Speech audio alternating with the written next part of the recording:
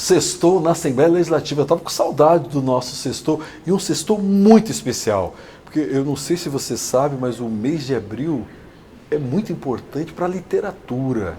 Só para você ter uma ideia, dia 18 de abril a gente comemora o Dia do Livro Infantil e dia 23 o Dia do Livro, né? É a comemoração mais ampla, então a gente vai estar dedicando esse sextou à literatura. Eu estou aqui na agradável companhia da minha amiga Karine Cortez. Karine, tudo bem? Olá, tudo bem? Bem-vinda ao sextou. Obrigada, muito obrigada, realmente. Esse mês está muito especial, vocês não podem perder, fique aí. E o nosso convidado para o sextou é prata da casa, a indicação até da Karine aqui. E você sabe que eu conheço ele de menino, né? Conheci ele guri de tudo, lá no bairro Caiçara. Lá no Caiçara. Lá na igreja. Já para Vila 1, Caiçara ali, né? E tem uma igreja que tem o nome mais bonito, que é Cristo Operário. Agora parece que mudou para São José, né? Mudou. Mas enfim, eu achava o nome mais bonito de igreja Cristo Operário. Eu estou falando, ele que trabalha aqui na casa, na área de comunicação, jornalista, formado em jornalismo, formado em filosofia, com mestrado em comunicação, Oswaldo Júnior. Oswaldo, tudo bem? Bem-vindo. Eu que agradeço aqui o convite de vocês, né? Estamos aí. Tá certo. Então, como a Karine que sugeriu o nome do Oswaldo, você vai ter a honra de fazer a primeira pergunta para ele, Karine. Bom, o Oswaldo, né, um colega de longa data, a gente já trabalhou por muitos anos no Jornal Correio do Estado, e aí Deus preparou para que estivéssemos aqui na Assembleia Legislativa juntos novamente. E o Oswaldo, junto com a equipe de comunicação ali do site, das mídias sociais, daqui da casa, ele que é concursado aqui na Casa de Leis, tem um projeto muito bacana sobre os livros, né? Que vocês vão saber daqui a pouquinho. Mas agora eu queria perguntar para você, Oswaldo, juntando aí sua experiência de docente, qual é a importância da literatura para a criança, para a juventude, porque hoje em dia isso se perdeu um pouquinho, né? Verdade. Eu acho assim que a biblioteca de uma escola é o coração da escola. É o coração da escola. Mais importante que qualquer outro lugar, que cantina, infelizmente a gente vive uma realidade que muitos alunos de escola pública compreendem como mais importante o chamariz, muitas vezes, a própria comida, né? Infelizmente, em muitas escolas, então a cantina é um espaço importante para eles, para a refeição e tudo mais. Até porque tem muitos que têm aquilo como a única refeição. Como única refeição, infelizmente é essa a realidade, né? Mas o espaço para conhecimento mais importante, o coração de uma escola, é a biblioteca, né?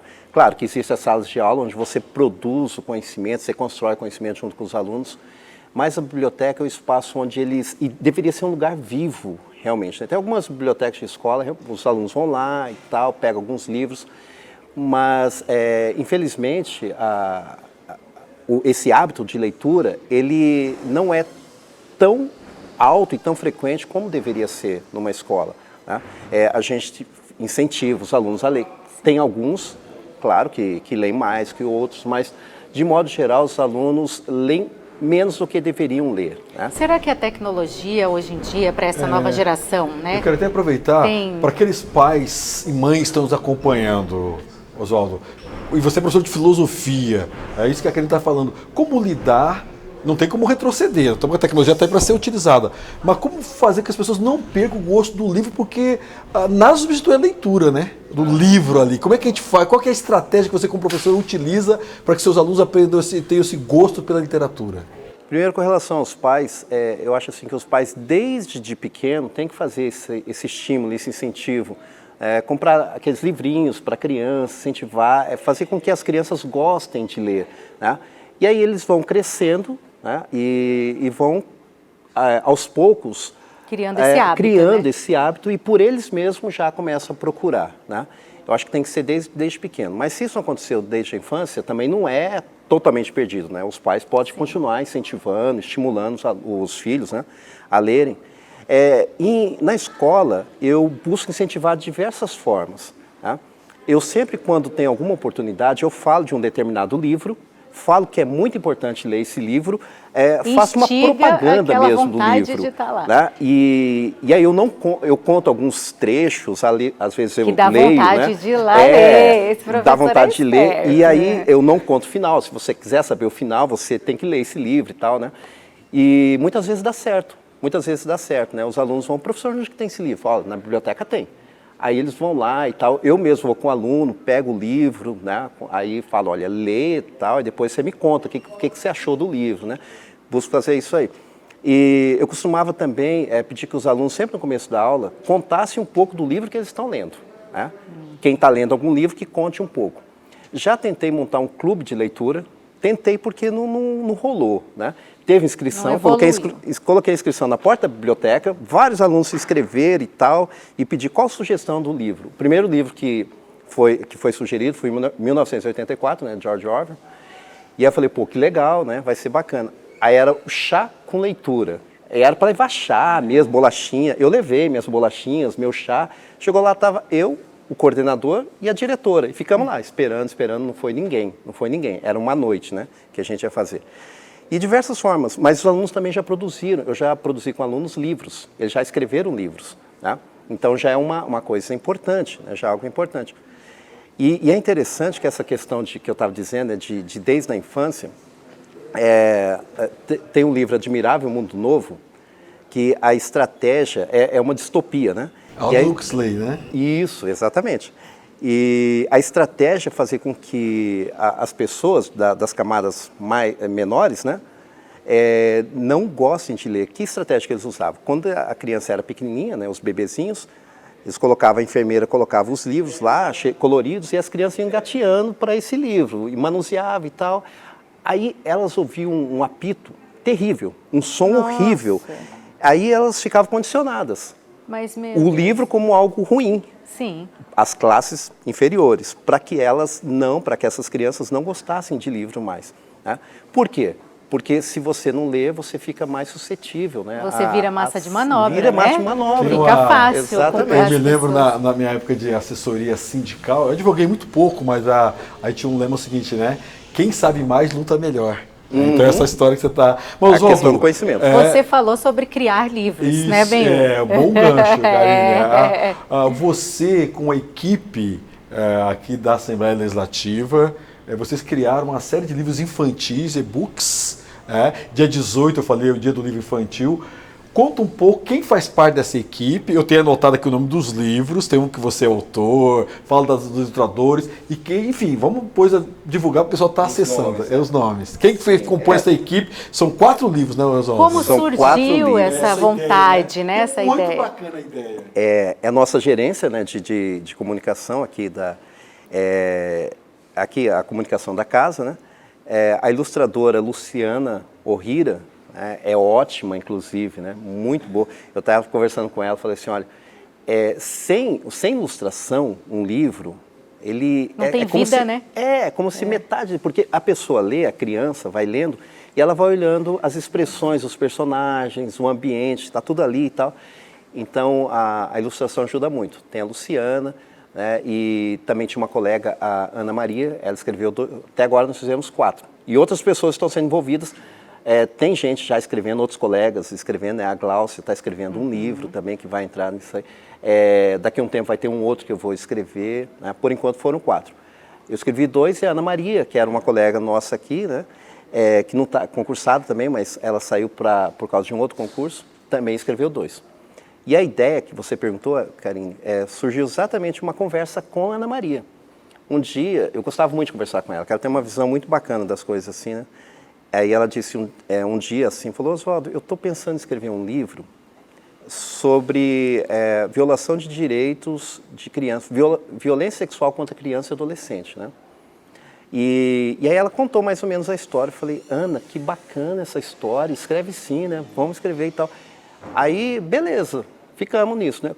Aí, de repente, um certo dia, eu recebo no WhatsApp lá, Oswaldo, você pode fazer revisão aqui pra gente e tal? Aí eu olhei, o livro já estava pronto.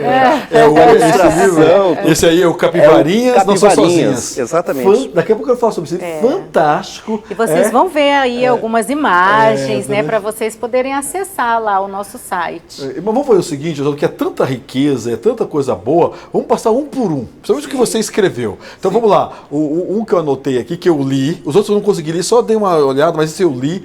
Racismo. Preta, Rainha Nascida do Céu e da Terra. Conta um pouco para quem está nos acompanhando de que trata esse livro infantil, com ilustrações belíssimas. Eu fiquei emocionado, eu sou um militante contra o racismo e fiquei assim comovido de ver as imagens e como vocês foram utilizando os argumentos para a criança estar entendendo o que é o racismo. Né? E antes de tudo, só lembrando que todos os personagens são do Pantanal. Pantanal, que está na todo mundo agora, né? Vendo Juma Marruá, Maria Marruá, tem que ver nossos livros na Assembleia. Acessem nosso site e leiam os livros. Conta então da Preta Rainha Nascida do Céu e da Terra. Esse livro, como a Karine falou, todos os livros são com a fauna pantaneira, e esse tem uma onça pintada e uma onça preta, né?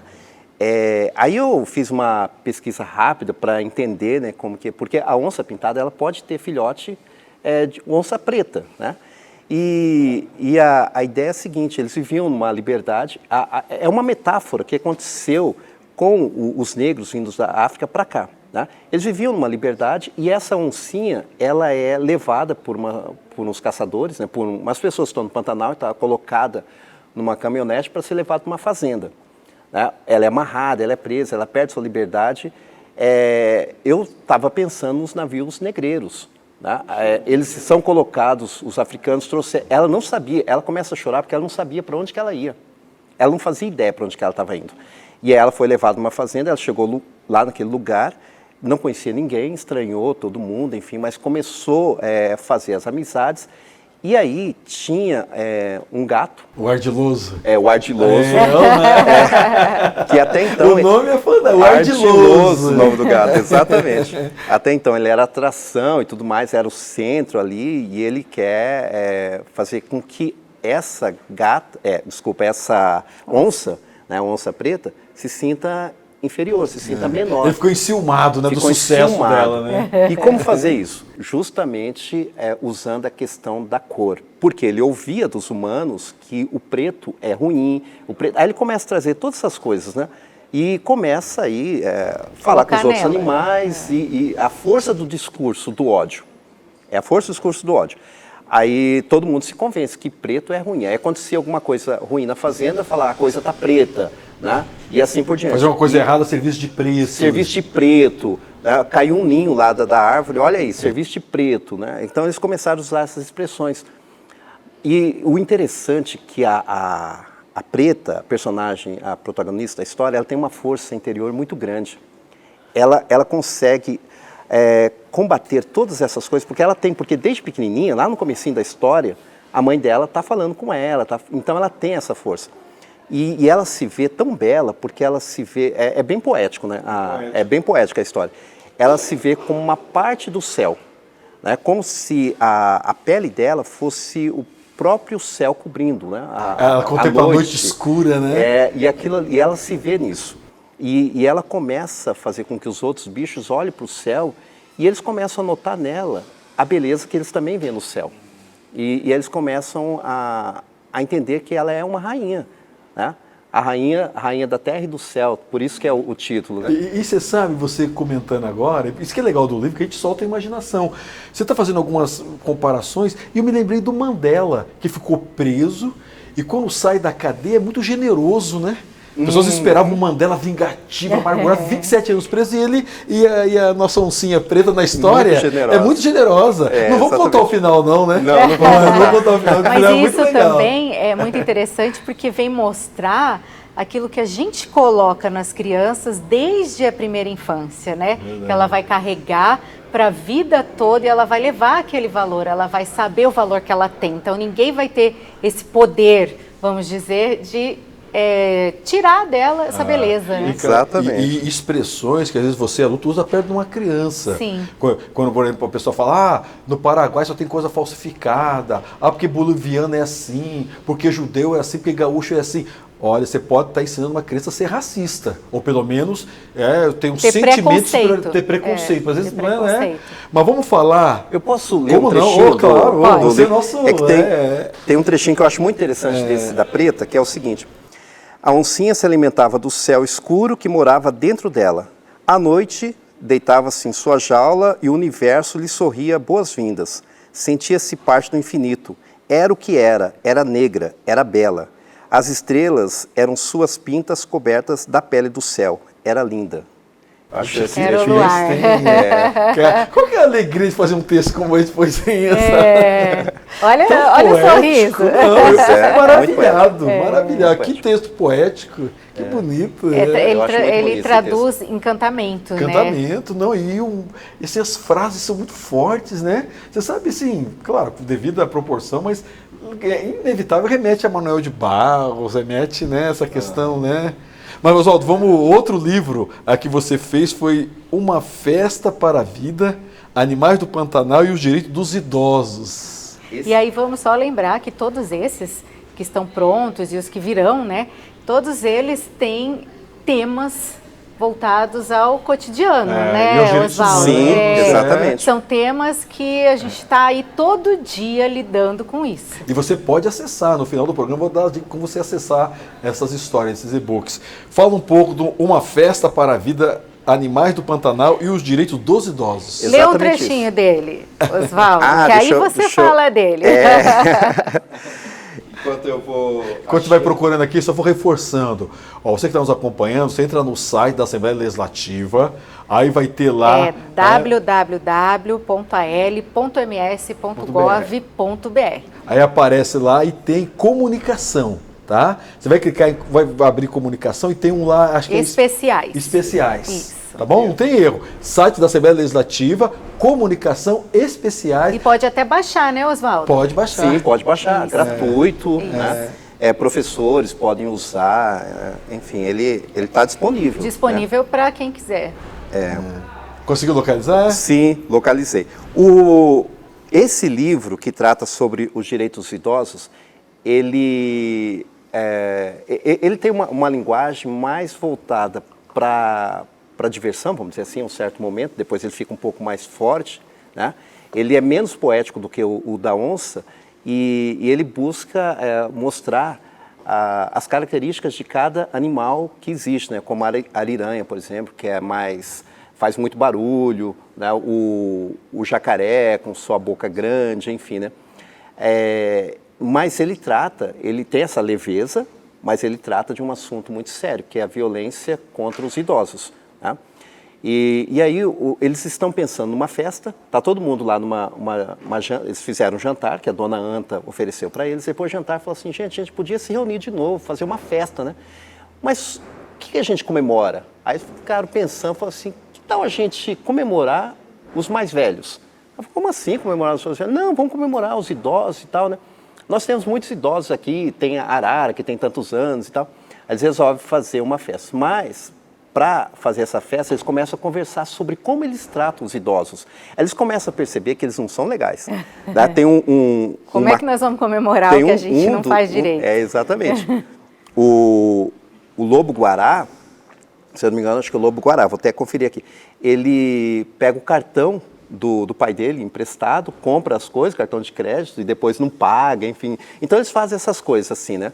E até tem um dos animais, percebe lá que um macaco, ele apanha do filho, coisa assim de violência física mesmo, né? E eles vão contando tudo isso aí, e eles começam a ficar tristes com o próprio comportamento deles, e aí eles notam que... Aí depois, a coruja, interessante que a coruja, ela aparece nessa história, aparece uma outra também, simbolizando a sabedoria. A coruja começa a dizer para eles que tem que respeitar os idosos, tudo isso que vocês falaram e tal.